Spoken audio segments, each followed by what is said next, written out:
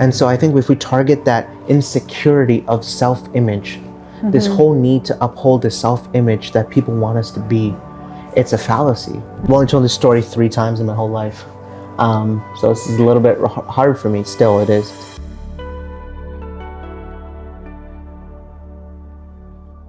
Hi everybody, I'm Jenny. Welcome to The Edge Confidential. I'm here with Pravesh. How are you today? I'm doing well, thanks for having me. Did I say it right? You did. Okay, you guys. I probably said that like 1,000 times this morning. Me and Taylor were going back and forth, and Taylor was messing with me because he would say your name a different way over and over, and I'm like, no! So I'm glad I got it right. Thank you for being here. Your shoes are amazing. I'm going to say that on camera too, because they really are. I appreciate that. You came all the way down here from San Diego today. Thank you. I appreciate that. Thanks for having me. Yeah. Very grateful to be here. So you are the program director at a residential mental health program called Mental Health Center of San Diego. That's right. Correct? Yeah.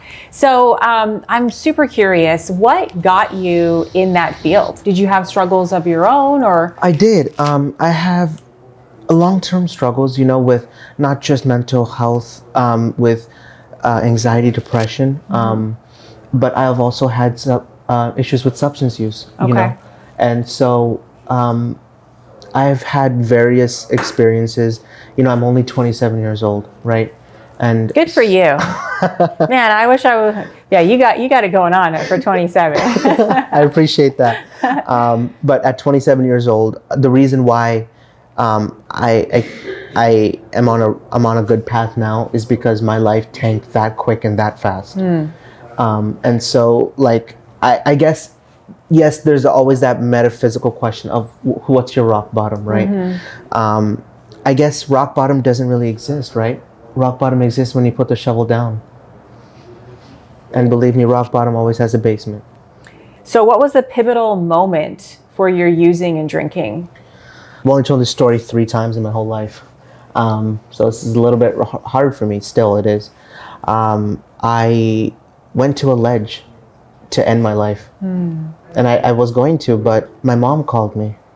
And I haven't talked to my mom, and I believe I actually just got out of jail, actually. And I don't know what happened, but I took my mom's phone call. Maybe it was to say goodbye. And something in my mom's voice just kind of made me beg for help again in a way that I've never really asked anyone before. And my mom really heard me this time, really heard me, because moms are always going to be moms, and she did her best to understand on what mental health is, because before my issues came to light, they had no idea what anxiety and depression is, what addiction is. They didn't know anything about this, right? And my dad said, being the cultural stigma that we have in a South Asian family, he said, what are you so upset about, right? You have a home, we're paying for your education, you have a car, you have everything you need, you're getting 3 meals a day. What do you have to be so ungrateful about? But my mom was different. She tried her best to understand, right? Why is he the way he is? And my mom came and got me, and that's when I went to treatment. Thank you for sharing that. Of course. I think it's so important for people to hear experiences like this, because it just shows how far you can come.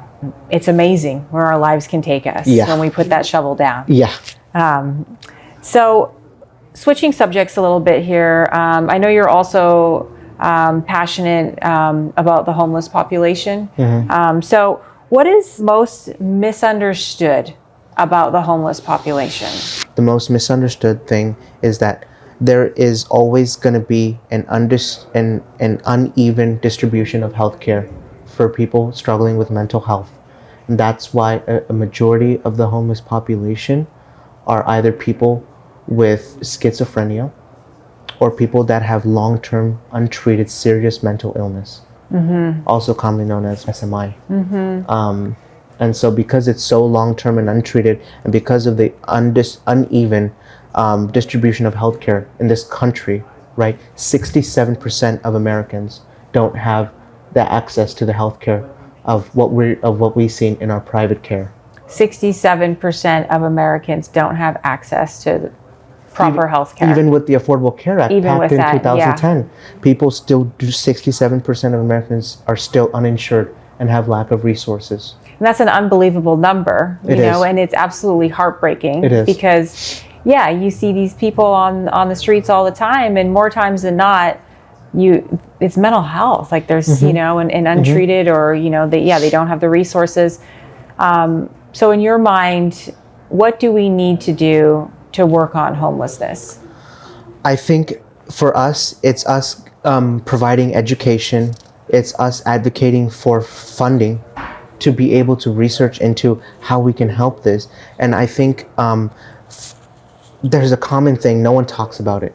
No one talks about it, but I think it's important to be talked about, is that as soon as insurance gets cut off, people get booted from programs. We don't bother. So true. We don't bother on seeing what they need. We're just like, your insurance is cut off. Where do you want to go? Yep. You can either go home, or you don't got to go home, but you can't stay here. And no one talks about it. And a lot of times they haven't gotten the proper care they need while they're there. Exactly. They don't get the resources. We see that all the time at the edge as well, where, and I've worked at places like that, unfortunately, when I was a case manager before I started doing this, and, you know, learning who the good guys are and who the bad guys are, and they would, insurance out, and they would just out on the street. And I'm going, this person has no resources. They're going to relapse, and they're going to be in an area that they're not familiar with. Exactly. And then what are they going to do? And you throw in a mental illness of someone who is struggling with either bipolar, or someone who's on the schizophrenic spectrum, or you throw in someone with a history of suicidality, and you throw in substance use issue in the mix, and you don't know what's going to happen. How do we break the stigma of mental health? For me, right, from what I've seen, not going to speak on everyone's behalf, but from what I've seen, a lot of stigma comes from within, and it comes from either self-stigma or social stigma. Those are the two main stigmas that we're worried about. There's institutional stigma, but that's getting better with more and more educational stuff like this, right? A lot of these are going out. A lot of awareness podcasts are going out. A lot of mental health awareness campaigns are going out. But we're not, I believe, as programs, right, like The Edge, Mental Health Center of San Diego, we have triple the resources a Medi-Cal program might have, that we're able to spread the message. We're able to spread education, right? And the first step is starting education with self and with society. With self, it's like, with self, right? A huge doubt of, let's say, someone who's struggling with long-term depression, right? They are going to struggle with accepting that they have depression. Some might, right? Because they'll be like, I'm not that weak. Or not me. That's a big one. And that was part of my story too, is, I'm weak. And really has nothing to do with being weak. Exactly, it's not. And, or like, what do I have to be so sad about? My life is good. Right? And so it's much deeper than that, right? And so I think if we target that insecurity of self-image, this whole need to uphold the self-image that people want us to be, it's a fallacy. And it's a constant facade that people try to keep up, which is why I lead a very good group called Tearing the Mask Off. And Tearing the Mask Off is all about smashing the stigma of self. Love that. Love that. So with different mental health disorders, we've read that with schizophrenia, there's some things here. So why is it that people that have schizophrenia have a shorter lifespan? To keep it short, sweet, and simple, right? People with schizophrenia have shorter lifespans because of personal stigmas, right? Because of institutional stigmas. That actually takes a huge play into this. Because of lack of research and funding, and because schizophrenia is a messy diagnosis that people aren't willing to put up with. And explain what that means. Basically, what it means is, if someone who came to me has bounced around from place to place, I look at when they bounced around and how long were they there? 10 days, 7 days, 6 days, 9 days, 14 days. They're bounced around from program to program, place to place, and their families, they said, I don't know what you want to do with them. They have their hands up because they don't know what else to do. It is because people aren't willing to look past the diagnosis. They're not willing to look past the diagnosis. Why is this person like this? What led to this? What was the gap? Like, what was this person's gap? If we are willing to handle the person's acuity, which means training our staff, having the right resources, having a good medical team in place. Because if this person is going to residential and they're privately funded, right, they have an access to a wide array of resources that aren't being used. For example, I love working with treatment-resistant schizophrenia because it's the best population to work with. Treatment-resistant Treatment-resistant schizophrenia, which means their schizophrenia has been going on for years with no changes. Got it. No matter what kind of meds they're on. And having a solid medical team that is willing to think outside the box and actually prescribe and actually to stop following this whole prescription method that most doctors in treatment follow, right? Oh, what are we doing for schizophrenia? Are we giving them Depakote, Abilify, and working up to the injection? Is that all we're doing? Right. You got to think outside the box. You have to do an aggressive medication approach. You have to be able to take this person, you have to be able to willing to take this person ECT referrals, TMS referrals, whatever it takes. And are you willing to have the right staff to be able to deal with the person's acuity of symptoms? Are you willing to be able to ride it out with them? Are you willing to have them with the right support system after? Right. And I feel like a lot of people that get that diagnosis, it's almost like a death sentence at first, right? Exactly. And so how do we instill hope and future into those people that think, oh, I'm just going to have to be just like this for the rest of my life, and this is not what I want to be like, you know? Well, first is being comfortable with it, is learning about it, what it is, right? Understanding your diagnosis. So schizophrenia is basically, to not make it sound too clinical, right? An altered state of mind. That's what it is, right? It can be characterized by bizarre behavior, right? And when I say bizarre behavior, that's because that's what a book says. When I say bizarre behavior, it's behavior that you're not used to, right? Hallucinations, right? It could be even paranoia, right? All these things and so many more, right? And a lot of people, right, with schizophrenia, if you're able to coach them on what paranoid delusions are, or on what psychotic delusions are, right, and on what a hallucination is, and how they can challenge this hallucination with the right aggressive medication protocol, having your psychiatrist and medical team willing to go above and beyond, having your clinical team willing to go above and beyond. And sometimes you will get patients, they will need interventions every single day. So for someone out there, right, that is struggling, they feel they're struggling with mental health, they're having these sorts of symptoms, things that don't feel right to them, and they don't really know where to go and get evaluated, how to find resources. What would you tell them? What would be your suggestions? The first step for someone who doesn't have resources, right, and for someone who doesn't have this, is basically just honestly, if they go into a hospital, the hospital has to provide you care. They cannot deny you care, and when they get taken to the hospital, right, they get stabilized for about 2 weeks, and then they get sent out, and they're back homeless again, and they're right back there again, right? For someone who is going through this, right, and are stabilized, is to actually utilize that discharge planner and take the recommendations of the aftercare that they're being given. They might not even be in the right state of mind. Yeah. And honestly, what to do with them, that's the big question mark. Right. Are discharge planners following through in making sure that this person is getting to the right place? But it's not all the discharge planners' fault either, right? There is a very uneven distribution of healthcare providers for people with serious mental illness. There's just not enough people to go around. Short-staffed everywhere. Yeah.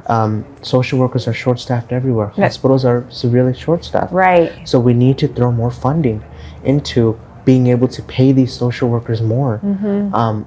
and being able to pay these social workers more. Because for private funded, like for you and me, we're able to pay our staff a very good rate for them to be doing the best possible that they can. So there's no excuse for mediocre. Right. Right? It's best every single day, no matter what day.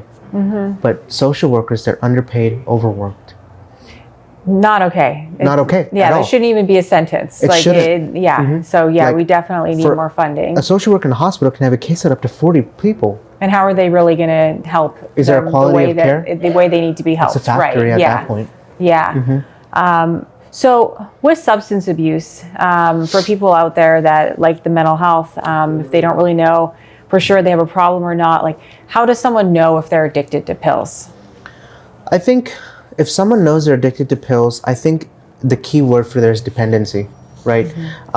It's knowing, right? If you don't take these pills throughout the day, no matter how you space it out, right? It's taking these pills. I think it's that physical dependency is the first thing that you notice is, for example, let's take alcohol as an example, right? If you have a hangover, right, and you wake up in the morning, you're hangover, your body's like pins and needles, your head's hurting, your stomach is like, ooh, right? And that's why they call it the hair of the dog, right? If you take a drink, you notice that your body starts to regulate and you're good. Just like that. It's just like that concept with pills. If your body is starting to have these symptoms of either nausea, stomach aches, goose flesh skin, your hairs are standing up, you're sweating, your body's aching, right? It's kind of like flu-like symptoms. You notice that that's your first step in noticing that you have a dependence towards pills. So for the family member out there, right? So for the family member that's watching this and they have a loved one that's struggling, and say they do have the resources, what would you tell them to do? What's step one? Step one is accepting that your individual has a problem and that they need help. Is coming to the acceptance of that. There is no such sweeping it under the rug and this whole idea of why do we need to depend on someone to help us? We can help our own. And most of the time, if you look at it, all the admissions that you have, they're emergency admissions because they wait till the very last minute, and because there is such a huge issue that has happened that someone on behalf of the family is calling. Because because the situation is that bad, right? And you really don't have people that are like, hey, I'm just wondering what you guys do because my son or my daughter or my husband or my wife or my brother is struggling with this and I don't really know how to help, right? Those you can talk to them, coach the family. You can do that.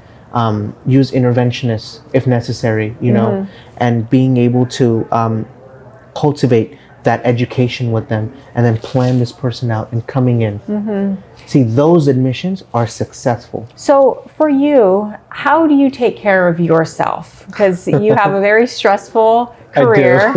You have a lot that you have to take on. How do you take care of yourself? The best way in taking care of myself is when I go home, I leave work at the door.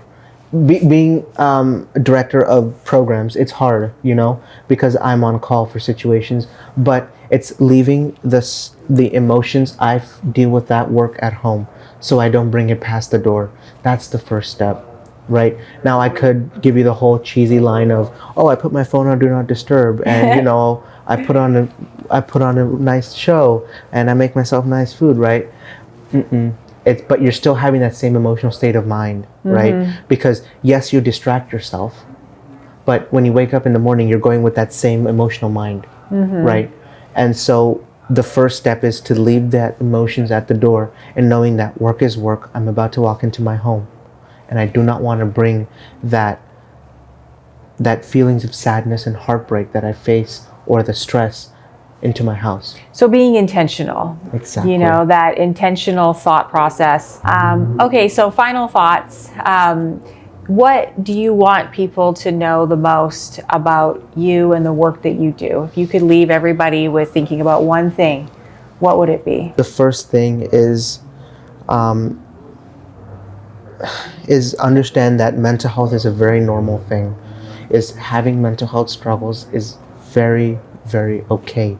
It's okay to ask out for help, because I promise you that one thing that we don't do at Mental Health Center San Diego is we don't close the door. And so for Mental Health Centers of San Diego, how can people reach you? How can they contact you? By calling the main line or calling me directly. So at 714-307-1349, or if you go to mhcsandiego.com, you can call the main line.